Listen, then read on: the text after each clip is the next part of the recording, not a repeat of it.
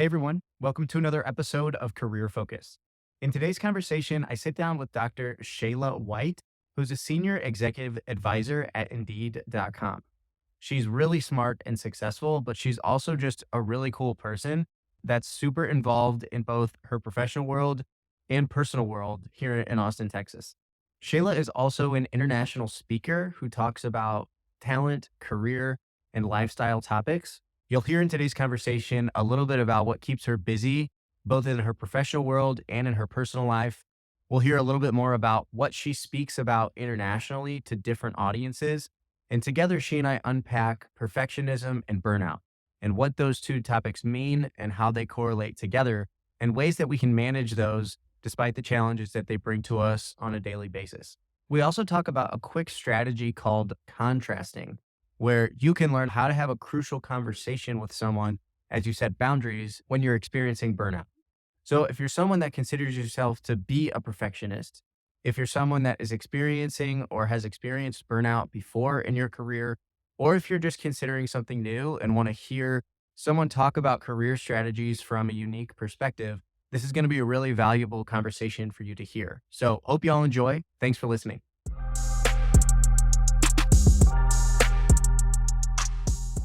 Shayla, so glad that you're here. Welcome to Career Focus.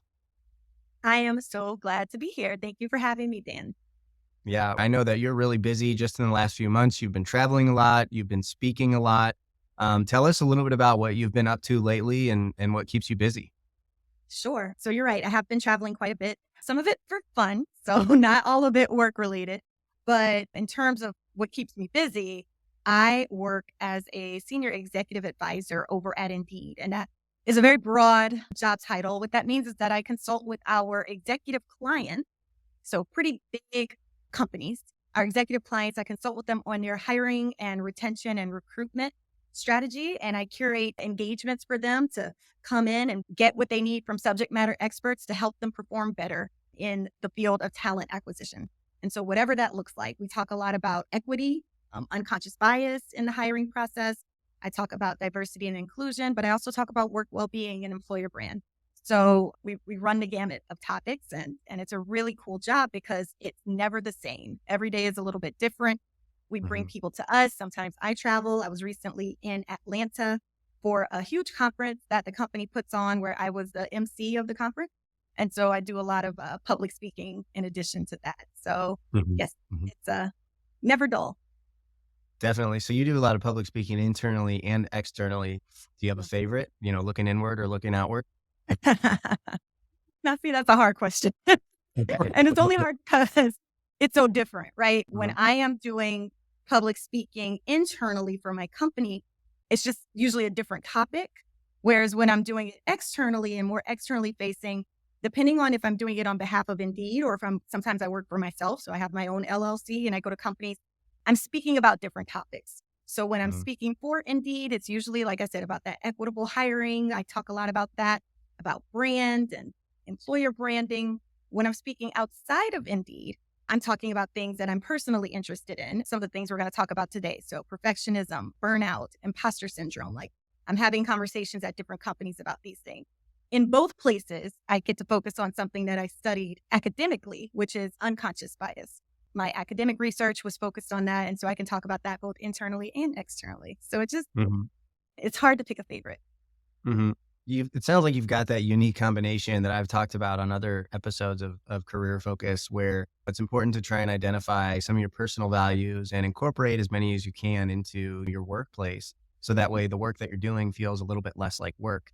That's a big reason why I had you on the show, because I wanted to talk with someone that's doing it, that's putting it into action. And, I think identifying perfectionism and burnout through this conversation, I'm hopeful is going to be impactful to folks that are listening or watching. So I'd love to hear in your own words, how would you define perfectionism and how would you define burnout, and what's the connection between the two? Mm. So when I think about perfectionism, some people just define it as a personality trait. I do not. I define it as a behavioral trait. So it's an act of being, right? It's an act of being wherein we perform in such a way where we do not allow grace for things to not be flawless. Often, when we're acting in this way, we can succeed. And that is what makes it so hard to break this pattern, right? Because we can do very well. And the story we tell ourselves is that we do very well because we are perfectionists, right? Mhm. But what I believe is that we do well in spite of that perfection. I believe that we can do well and do just as well and probably do a better job in the absence of that perfectionistic behavior, that behavior that drives us to believe that everything has to be just so. Everything has to be flawless. We have to operate at this specific capacity. Otherwise, it doesn't even matter, right? A lot of Mhm. times that behavior is driven by the stories we tell ourselves, the stories we tell ourselves about our work, the stories we grew up with, about what it means to succeed, our definition of success. All of these things are stories. And those Mhm. stories inform our behavior. And a lot of times the behavior ends up being perfectionism. Now, continuing to live that way, continuing to behave that way can lead to burnout. And that's where I see that connection, right? It can lead to burnout. I define burnout, though, in terms of lack. And when I say lack, I mean a lack of rest. So if I'm not resting enough, I can, that's the one we're most familiar with. A lack of values alignment. So if I'm doing this work or if I'm in this environment and there's this constant misalignment with my values, that could lead to burnout. A lack of community. If I'm lonely and if I'm chronically lonely and I don't have that community, that could also lead to burnout if I don't have that sense of belonging. So a lack of these things can lead to us experiencing burnout. And then when we experience that, it becomes this cycle that's really, really hard to break. And so one of the things that you and I are going to talk about, we're going to talk about some things that I believe can help alleviate the burnout. And it's really about filling those buckets to reduce that lack. So reducing the lack of rest, reducing the lack of community, reducing the lack of a sense of purpose and values alignment and the sense of Mhm. belonging, things like that. I think that summed up, really nicely. What are some of the questions or things that, folks should be asking themselves or thinking about as they look inward to determine if their values are aligned with what they're doing for work? It's funny because when I think about values, I often start with what makes me feel upset. What makes me feel upset? What makes me feel resentful? When was the last time that I was so frustrated? When was the last time that I was super frustrated with work? When was the last time that I was in a situation wherein it seemed like everyone around me was doing okay? Everyone liked the company, everyone liked the team, everyone liked the job, but for some reason it wasn't clicking with me. Mhm. When was the Mhm. last time I felt like that? So that's where I start. And I'm going to put a pin right there and then I'm going to go to another question. Another question I ask is, when was the last time I felt very, very proud of my work? When was the last time I did something and I was like, man, that felt like flying. That felt really good. Mhm. I feel so proud of that. So thinking about what I was proud of, what made me feel strong, what made me feel empowered, and then thinking about what frustrated me or what made me feel like I did not belong in this group. So Mhm. one example that I like to use is, for me, I have identified one of my values as time. I'm very time sensitive. I'm very efficient. Even at the start of this, I was like, okay, so we're doing this for 30, 45 minutes. Mhm. Like, I like to have these time parameters, right? This is just how I think about things. And I once worked at a fantastic company. It was like some Devil Wears Prada stuff. It was people would kill for this job type Mhm. company. And I was just not feeling it. And everyone else loved it. It was a drinking the Kool-Aid type of situation. Everyone loved working there. Mhm. And I couldn't put my finger on why I was just not doing well. And one of the things I identified was that at this company, they had very loose boundaries around time. Meetings would go over, they would run over time. And so if you were in a leadership position like me, you have back to back meetings. That meant that your next meeting would not start on time, regardless of whether or not you were there on time, because Mhm. they had a culture of meetings running over. It wouldn't start on time regardless. Right. And so I was in this situation where my time boundaries were not being honored. So I was leaving late every day. I was not able to take a lunch because like everything was just running into each other. And that was an issue of values misalignment. Mhm. And that Mhm. quickly Mhm. led me to feeling burnout because the emotional energy of not being in a place where my values were aligned and the frustration that I felt. it quickly caused me to try to overcompensate. It caused me to rebel. I pushed back. I was wasting a lot of energy, and that led to me feeling these feelings of burnout over time. And so the question that I asked myself in this situation is like, this thing is frustrating me. Which one of my values is being dishonored here? Because this is a Mhm. very frustrating thing. There's something that I believe is important that is being pushed to the side. And I need to figure out what it was. Well, I figured out that it was time sensitivity. That's something that's important to me. So if someone Mhm. doesn't know where to start, I would start with, what pisses you off? Mhm. Like, what makes you upset?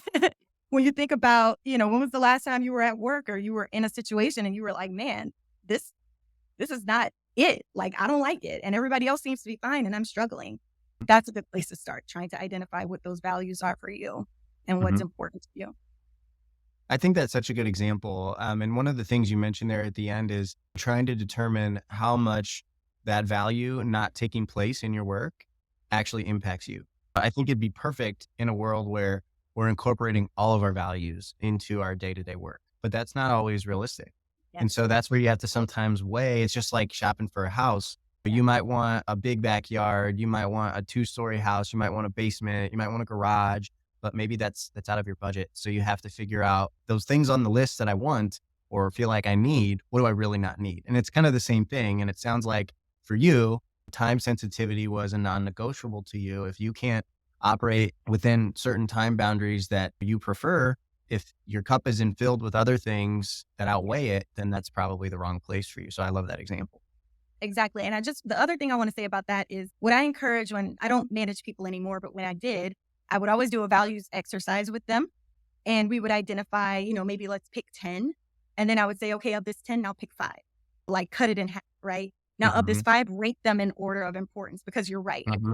You're not always going to be in a place where you're able to align with every single one of them. So it becomes really important for you to know which ones are your priorities. And it becomes really important for you to keep in mind that those Hmm. things will change based on Hmm. your life circumstances. Maybe, I have a family and I have a child and my values are different now. Maybe they're not the same as they once were. So as our lives change, our values change. And it's important to also reassess and check in as needed, because again, there is a link between that misalignment and feeling those feelings of stress, which ultimately cause burnout in the end. Hmm.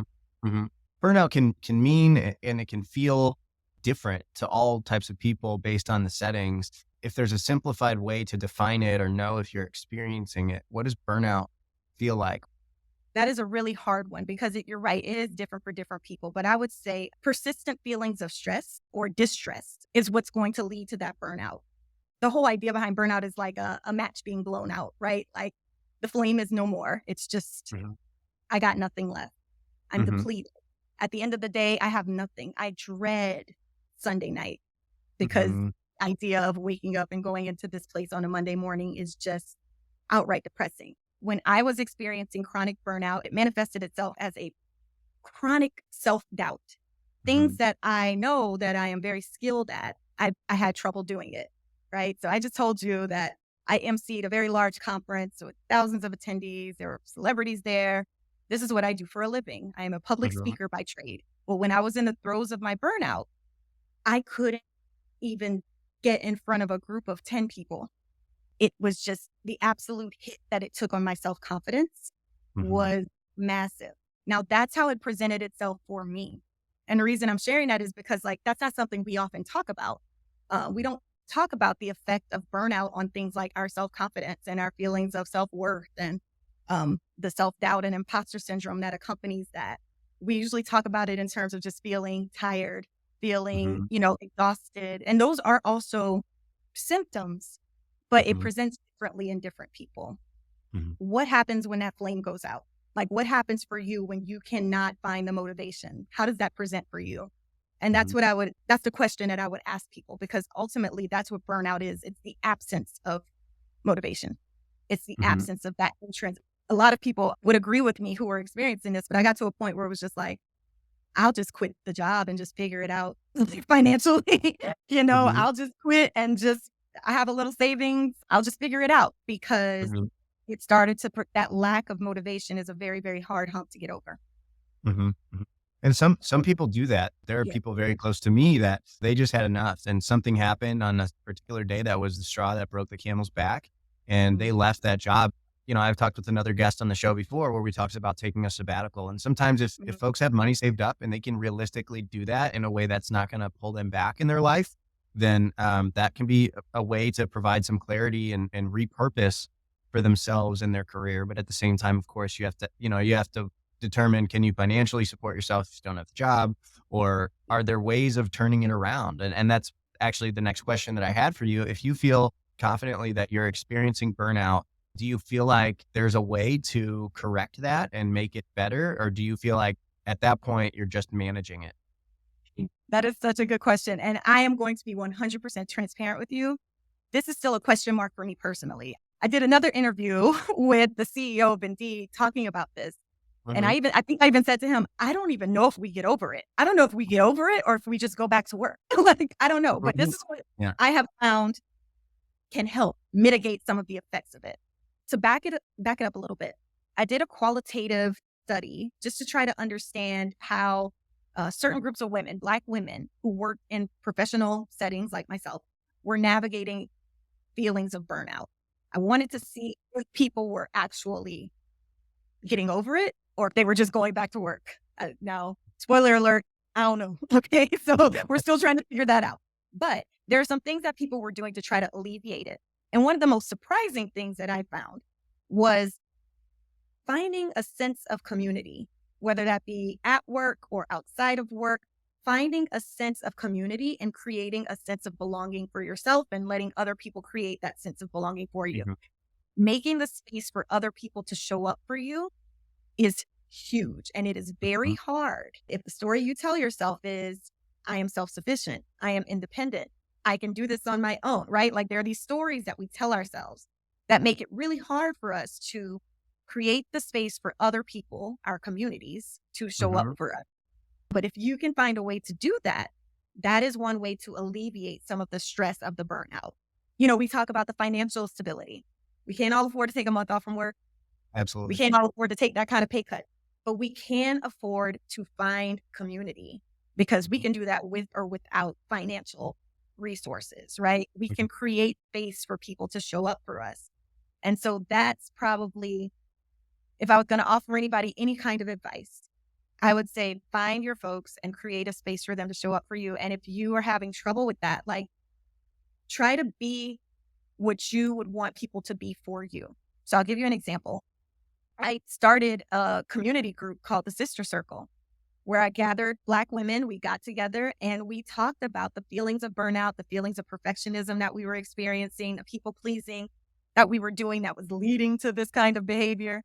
We talked about the stories we told ourselves that led to that kind of behavior, the feelings that we felt. And it made such a world of difference. And all I did was say, like, hey, who's feeling this? Like, are you feeling this too? Mhm. I'm feeling it. And it was a group of 8 to 10 women.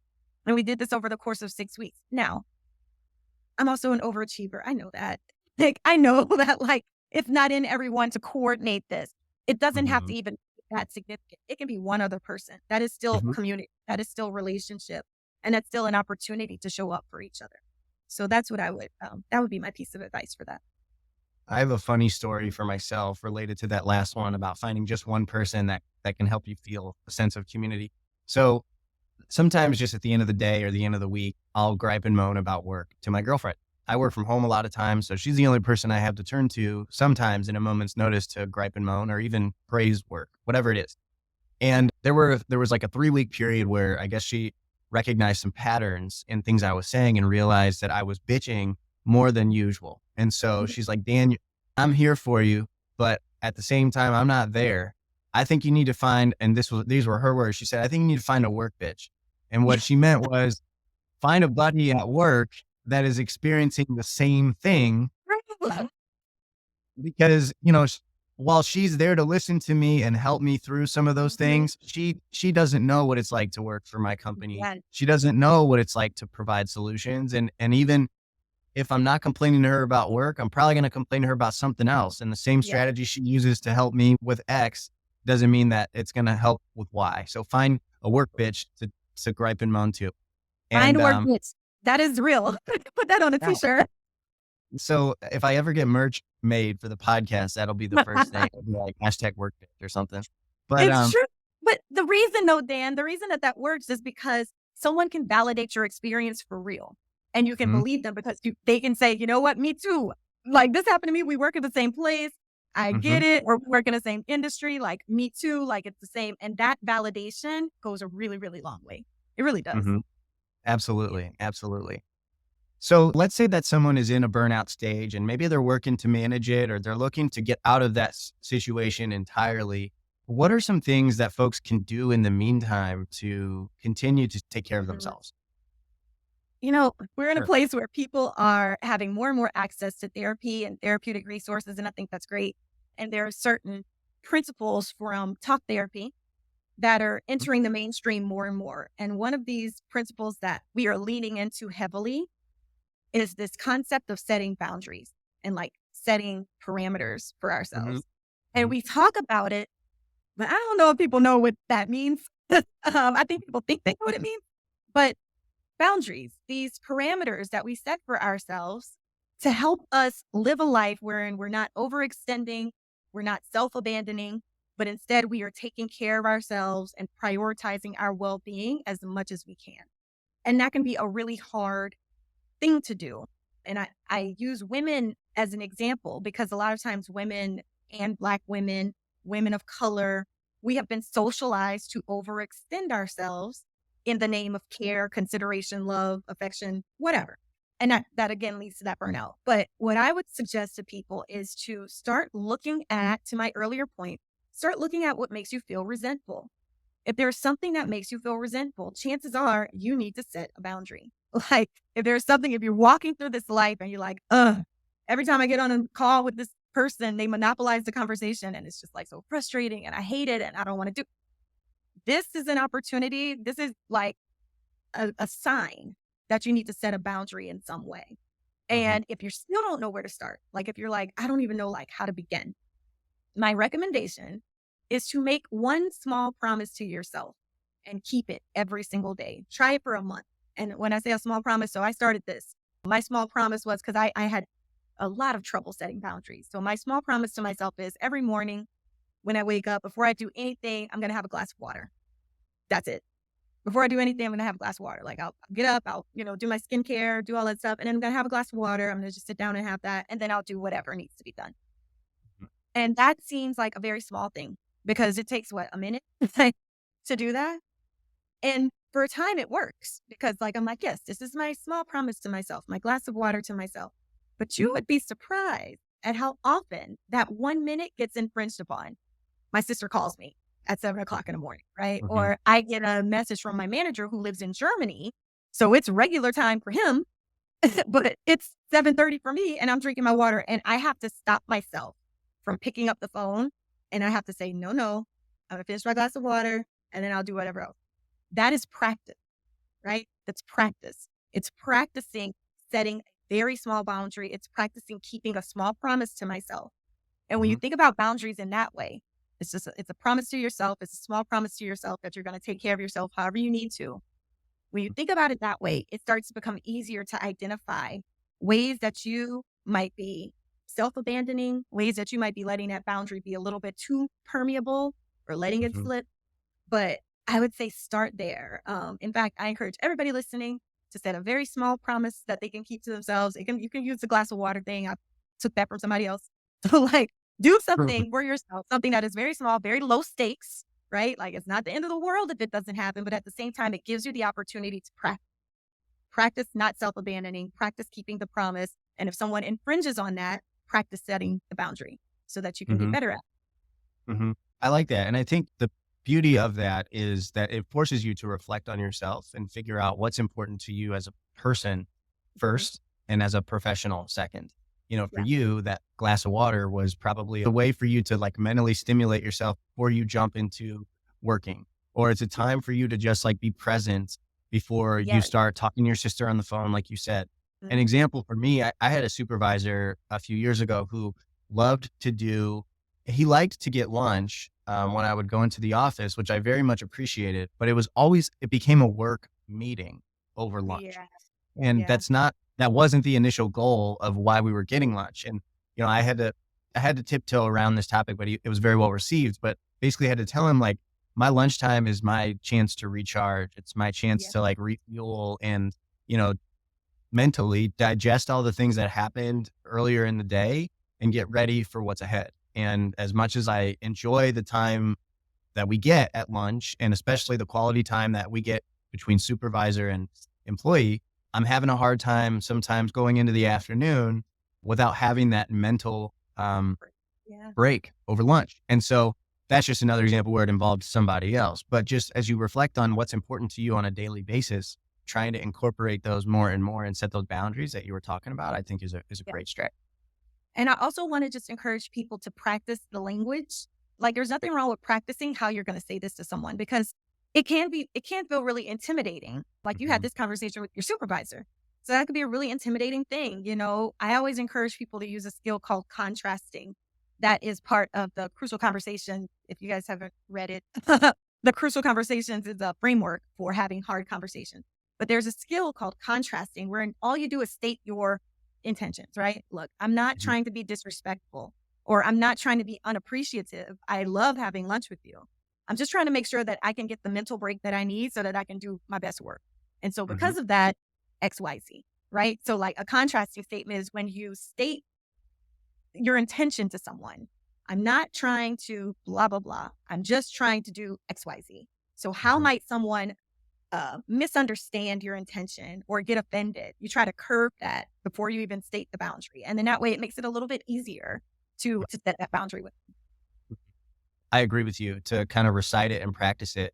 A good first step for me when I do that is to type it out first. I'm a quick Yeah. typer and it's easy for me to type ABC and then read it and be like, no, I don't want A and like delete it or copy and paste it, move it around, practice it that way too. If you can document it before you start saying it too, that can be a strategy that helps.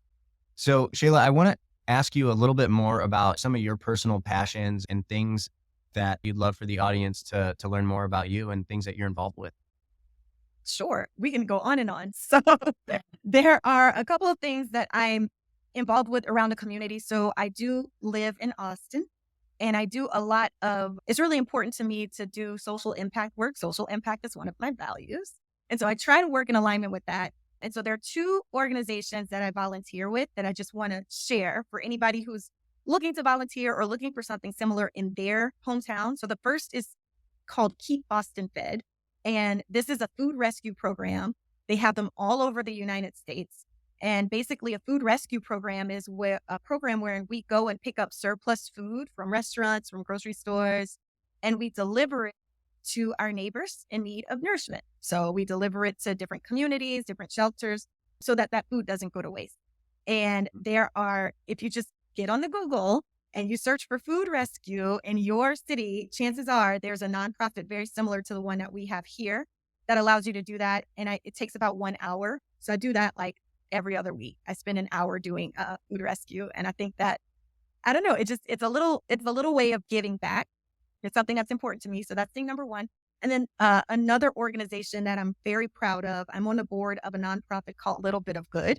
We are a capacity building nonprofit. And what that means is that we help other nonprofits achieve their fiscal goals.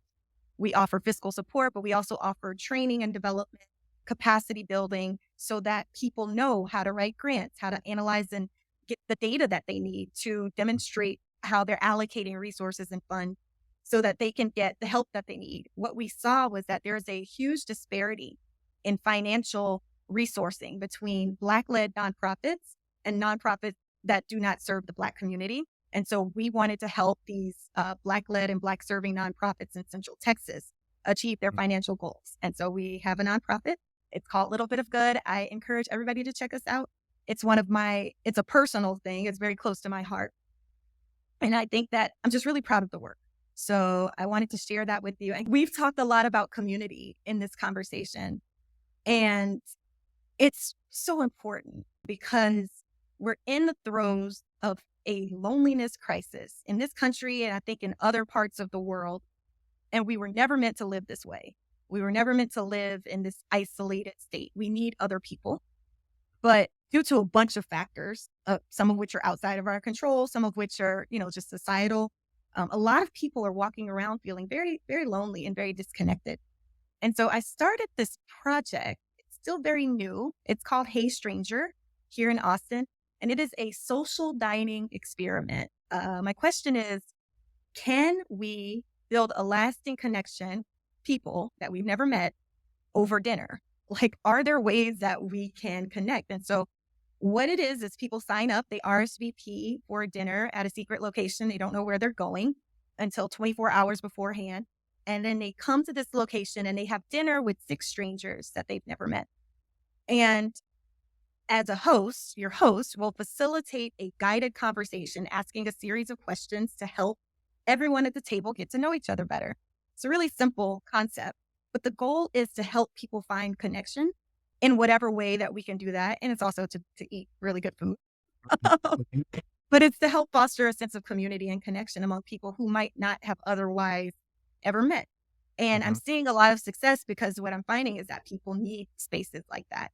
Not everybody mhm. does well in a big networking event, right? Not everybody Absolutely. does well in the big happy hour. Some people need more intimate, smaller spaces to connect and get to know others. And so, hey, stranger, that's what we're trying it out, and I'm really excited to see where it goes. Mhm.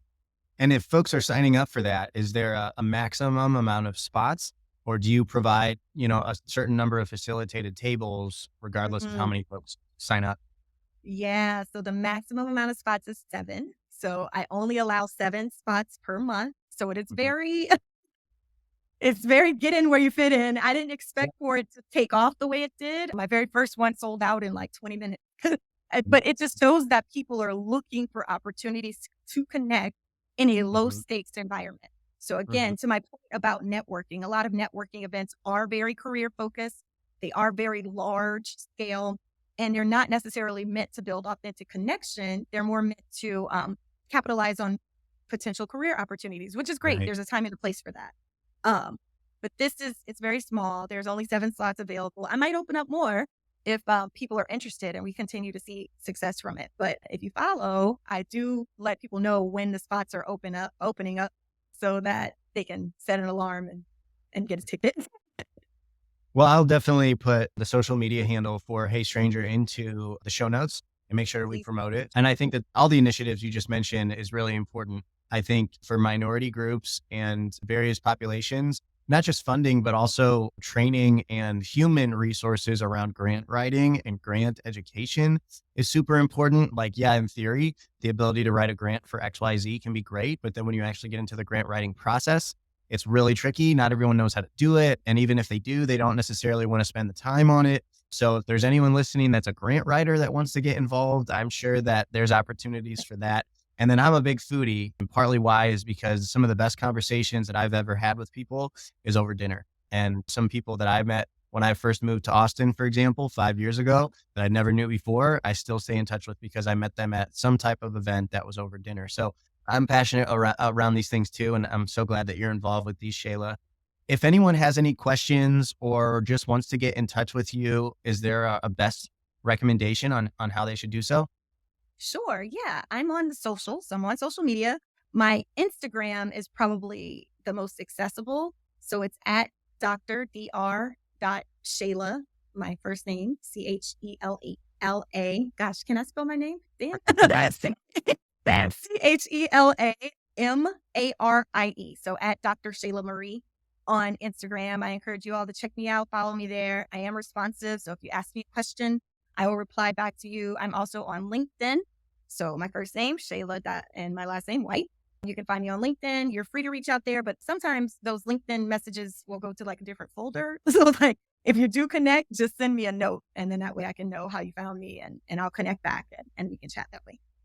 Yes, I'll definitely include all of your information in the show notes, Shayla. I want to thank you for shedding so much light into perfectionism and burnout and ways to manage and address them, as well as just showing so much personality and personal elements into today's conversation. Can't thank you enough, and looking forward to connecting again very soon. Thank you so much, Dan. I'm looking forward to it too.